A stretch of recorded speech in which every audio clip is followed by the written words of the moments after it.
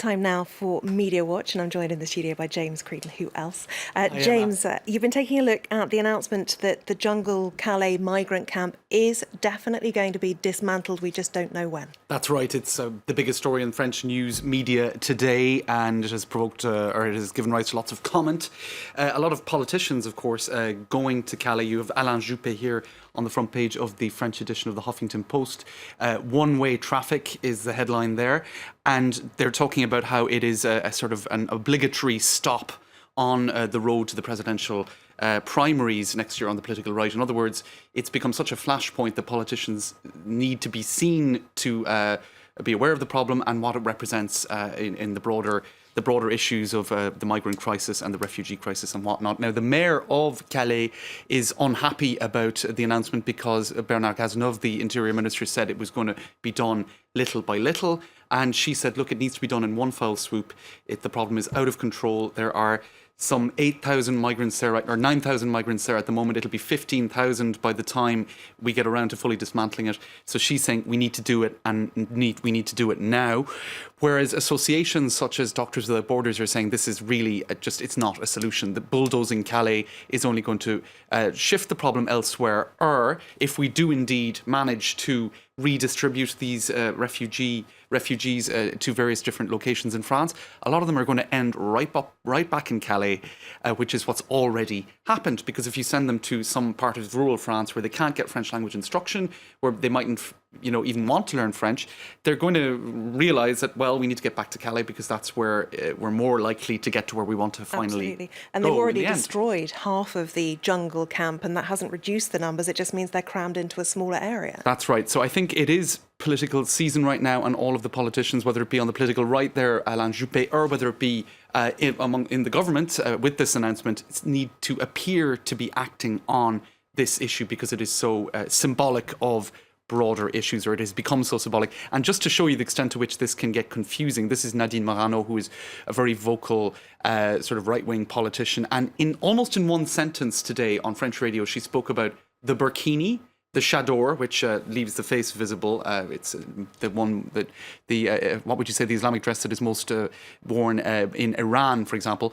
Calais and other issues. And the exact sentence she used is, Islamists are using the weakness of our laws to invade us, and you can see that by what is happening in Calais. So she directly linked Calais and Islamic fundamentalism, which are really, I think, two distinct issues. And that, I think, after the year that France has had with attacks and whatnot, it would explain why the sympathy or compassion for the refugee crisis is going down. And it might explain also why politicians feel they need to act to be, I suppose, seen to be dealing with these issues.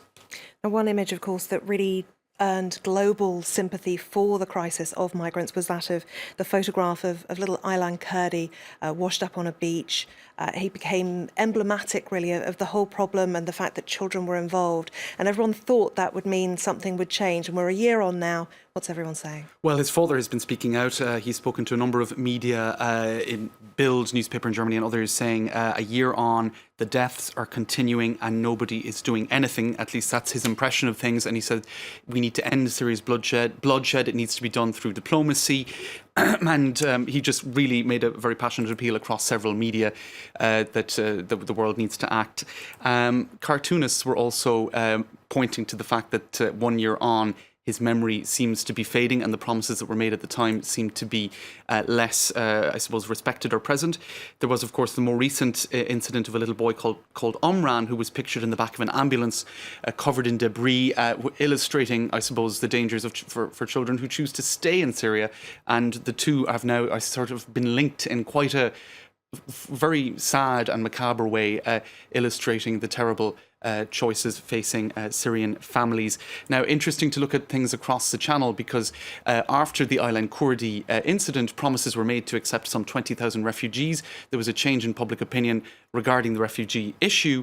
And indeed, 1 year on, the Independent has been looking at those promises, and some 2,800 refugees were accepted in the last year, but it should be closer to 4,000 if those commitments were actually to be met. So falling short of the commitments and the promises made a year ago.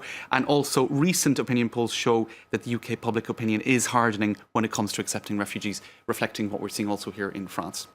Just very briefly, finally, you've got to look at a campaign in Italy promoting higher birth rates, which has produced a bit of mockery. It certainly has, as this Quartz headline indicates. Italy begs women to have more babies because the birth rate is one of the lowest in Europe for the sake of the nation, and in the process apparently totally embarrasses the nation. So there was the hashtag Fertility Day, and there were all sorts of odd posters encouraging women to, and men I suppose, to get jiggy with it. I don't know. Anyway, here's Prince George appearing in a parody version of this whole thing, saying, well, I don't speak Italian, but the gist of it is it would be easy to have babies if you had loads of money, hashtag poverty day instead of hashtag fertility day. The inference being if you had a royal bank balance, you might be making more babies. Absolutely. Well, Italy is struggling at the moment financially across the board. And so, in particular for young people to get on the ladder and get a first job and get a first house, it is a problem.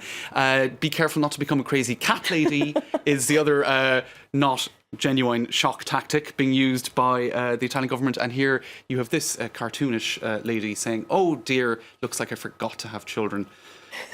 So I think Italians are a bit like lay off government. Absolutely. Sort out what you're meant to sort out.